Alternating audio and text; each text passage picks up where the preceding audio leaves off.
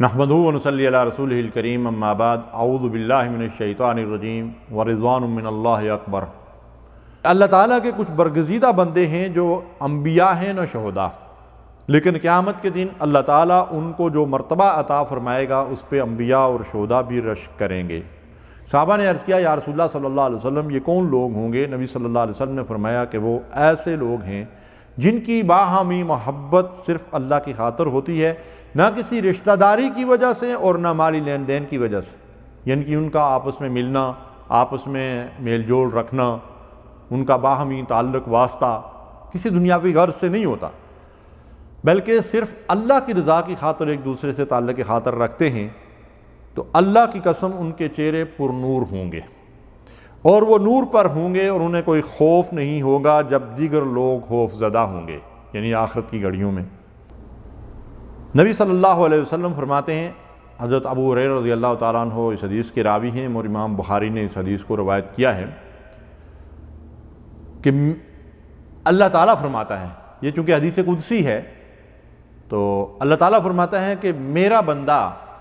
ایسی کسی چیز کے ذریعے سے میرا قرب حاصل نہیں کر پاتا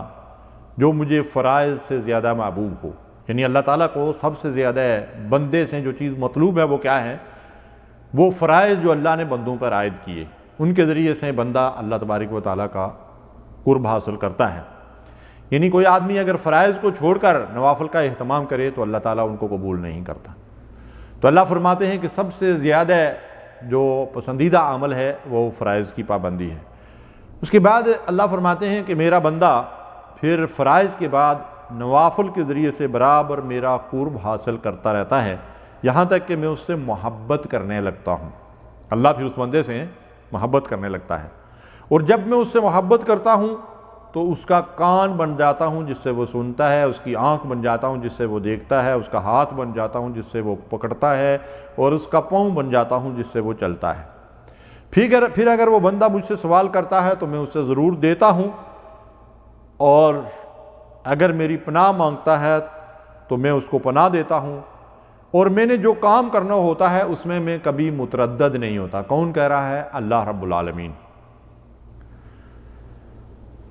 اللہ فرماتا ہے کہ میں کسی کام کے معاملے میں متردد نہیں ہوتا جیسا بندہ مومن کی جان لینے میں متردد ہوتا ہوں۔ اسے موت پسند نہیں اور مجھے اس کی تکلیف پسند نہیں۔ سبحان اللہ۔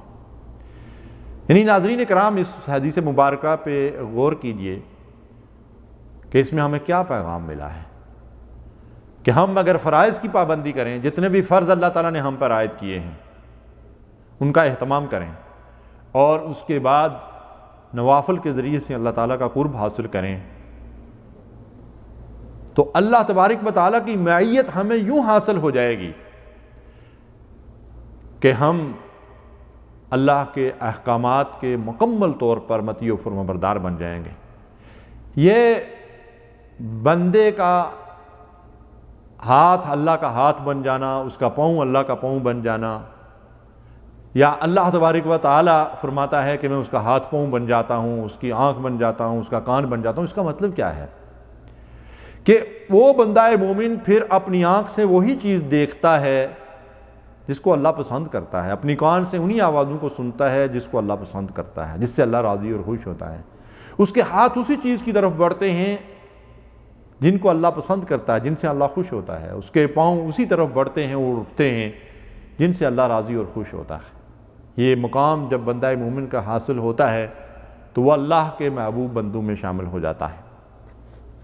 ایک دوسری روایت ہے جس کو امام ابو داؤد اور امام نسائی نے روایت کیا ہے، حضرت عمر رضی اللہ تعالیٰ عنہ اس حدیث کے راوی ہیں کہ اللہ تعالیٰ کے کچھ برگزیدہ بندے ہیں جو انبیاء ہیں نہ شہداء، لیکن قیامت کے دن اللہ تعالیٰ ان کو جو مرتبہ عطا فرمائے گا اس پہ انبیاء اور شہداء بھی رشک کریں گے۔ صحابہ نے عرض کیا یا رسول اللہ صلی اللہ علیہ وسلم یہ کون لوگ ہوں گے؟ نبی صلی اللہ علیہ وسلم نے فرمایا کہ وہ ایسے لوگ ہیں جن کی باہمی محبت صرف اللہ کی خاطر ہوتی ہے، نہ کسی رشتہ داری کی وجہ سے اور نہ مالی لین دین کی وجہ سے، یعنی کہ ان کا آپس میں ملنا، آپس میں میل جول رکھنا، ان کا باہمی تعلق واسطہ کسی دنیاوی غرض سے نہیں ہوتا،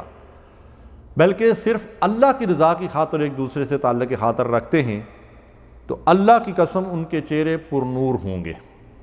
اور وہ نور پر ہوں گے اور انہیں کوئی خوف نہیں ہوگا جب دیگر لوگ خوف زدہ ہوں گے، یعنی آخرت کی گھڑیوں میں، اور انہیں کوئی غم نہیں ہوگا جب لوگ غم کے اندر مبتلا ہوں گے۔ پھر آپ نے یہ آیت مبارکہ تلاوت فرمائی، الا ان اولیاء اللہ لا خوف علیہم ولا هم یحزنون۔ اللہ کے دوستوں کے لیے کوئی رنج، کوئی خوف، کوئی غم نہیں۔ ناظرین کرام، یہاں جو ہدایت اور رہنمائی ہمیں ملتی ہے وہ یہ کہ اگر ہم ایک دوسرے سے صرف اللہ کے دین کی خاطر محبت کریں اور اللہ کی رضا کی خاطر ایک دوسرے کے ساتھ ملنا جلنا، تعلق واسطہ رکھیں، اٹھے بیٹھیں، باہم ایک دوسرے کے ساتھ ملیں تو اپنے رب کی رضا کے لیے، جدا ہوں تو اپنے رب کی رضا کے لیے، اور ہماری جو باہمی محبت ہو اس میں کوئی دنیاوی غرض نہ ہو، صرف اللہ کی رضا مطلوب ہو، تو آخرت میں اللہ تبارک و تعالی ہمیں جنت الفردوس میں نور کے منبروں پہ بٹھائے گا اور ہم اللہ تعالیٰ کے پسندیدہ بندوں میں شامل ہو جائیں گے۔ اللہ سے دعا ہے کہ یہ اللہ کی پسندیدہ صفات ہمیں اپنی زندگی میں پیدا کرنے کی توفیق دے۔ وصلی اللہ علیہ نبینا محمد۔ اللہم صلی علی سیدنا محمد وعلی آلہ